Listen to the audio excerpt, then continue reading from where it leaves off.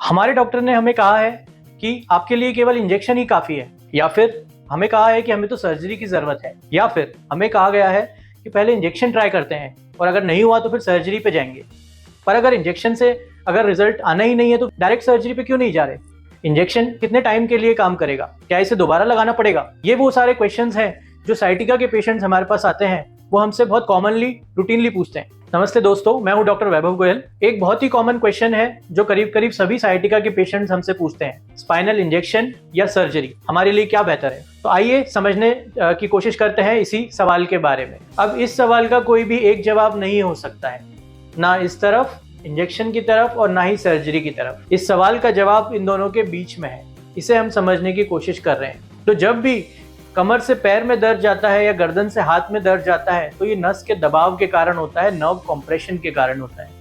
और इस nerve compression के कारण नस में सूजन आती है जिसे इन्फ्लेमेशन कहा जाता है। इस इन्फ्लेमेशन को कम करने के लिए आपके डॉक्टर सबसे पहले आपको कुछ ओरल दवाइयाँ एडवाइस करते हैं जिन्हें एंटी इन्फ्लेमेटरी मेडिसिन कहा जाता है। ज़्यादातर केसेस में इन्हीं दवाइयों से वो प्रॉब्लम ठीक हो जाती है, इसीलिए और कुछ ज़्यादा करने की ज़रूरत नहीं पड़ती। बट इन दवाइयों की एक लिमिटेशन है, क्योंकि ये पूरे शरीर में फैलती है तो वो प्रॉब्लम तक एक छोटा सा भाग ही पहुंच पाता है। इसलिए जब इन दवाइयों से आराम ना हो तो फिर कई बार इंजेक्शन पे जाने की ज़रूरत पड़ती है या फिर सर्जरी पे जाने की भी ज़रूरत पड़ती है। इन इंजेक्शन का नाम होता है या तो selective nerve root block. Selective का मतलब ही यही है कि वो टारगेटेड, जहाँ पे प्रॉब्लम है सारी की सारी दवाई को वहीं पे सिलेक्ट करके पहुँचाया जा रहा है, या फिर फैसेट जॉइंट ब्लॉक या lateral recess block. So oral दवाइयों के कंपैरिजन में इंजेक्शन से जो दवाई दी जाती है वो सारी की सारी दवाई जहाँ पे प्रॉब्लम इन्फ्लेमेशन है उसी जगह पे पहुँच जाती है।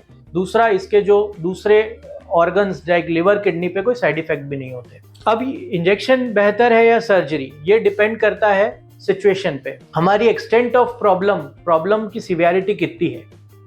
अगर किसी को माइल्ड या मॉडरेट ही नस पे दबाव है तो फिर इंजेक्शन का रिजल्ट कई बार बहुत ही अच्छा होता है और लाइफ लॉन्ग उसका असर होता है और दर्द वापस नहीं आता। बट अगर किसी की प्रॉब्लम बहुत ज़्यादा सीवियर है तो उस केस में, क्योंकि वो नस पे सूजन दोबारा कुछ टाइम के बाद वापस आ सकती है, इसलिए इंजेक्शन का रिजल्ट कुछ टाइम तक ही रहता है और उसके बाद सर्जरी की ज़रूरत पड़ सकती है। ये वो पेशेंट होते हैं जिनमें हाई चांसेस होते हैं कि इंजेक्शन लगाएं तो भी उसके कुछ टाइम बाद वो दर्द या सिम्टम्स वापस आ सकते हैं।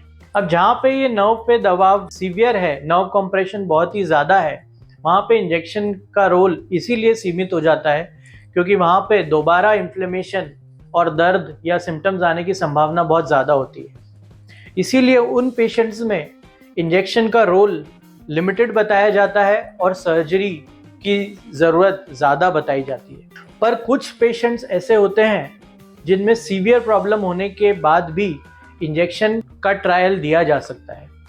जैसे कि अगर कोई पेशेंट सर्जरी को डिले करना चाहते हैं फॉर सम रीज़न, तो इंजेक्शन उन केसेस में कुछ टाइम के लिए उनके दर्द को कंट्रोल में रख सकता है। दूसरे पेशेंट्स ऐसे होते हैं जो बहुत ही हाई एज में होते हैं या हाई रिस्क में होते हैं, जैसे कई बार 80+ एज के जो पेशेंट्स हमारे पास सीनियर सिटीजन्स आते हैं उन्हें सर्जरी की रिस्क बहुत ज़्यादा होती है। इसीलिए उन पेशेंट्स में उनके पेन की सिवियरिटी को कम करने के लिए इंजेक्शन दिया जाता है।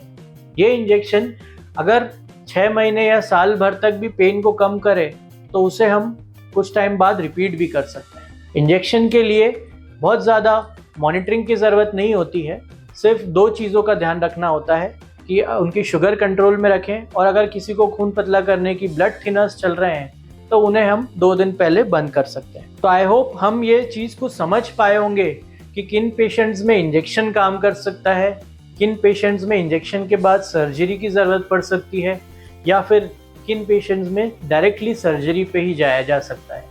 और अगर इंजेक्शन लगाएं तो उनका रिजल्ट कितने दिन तक रहता है, कितने समय बाद दोहराया जा सकता है और कितनी बार लगाया जा सकता है। तो अगर आप इन सब प्रॉब्लम से, किसी भी प्रॉब्लम से फेस कर रहे हैं तो आपके डॉक्टर से ये सब क्वेश्चंस का डिस्कशन ज़रूर करें और किसी भी ट्रीटमेंट से घबराएं नहीं। धन्यवाद।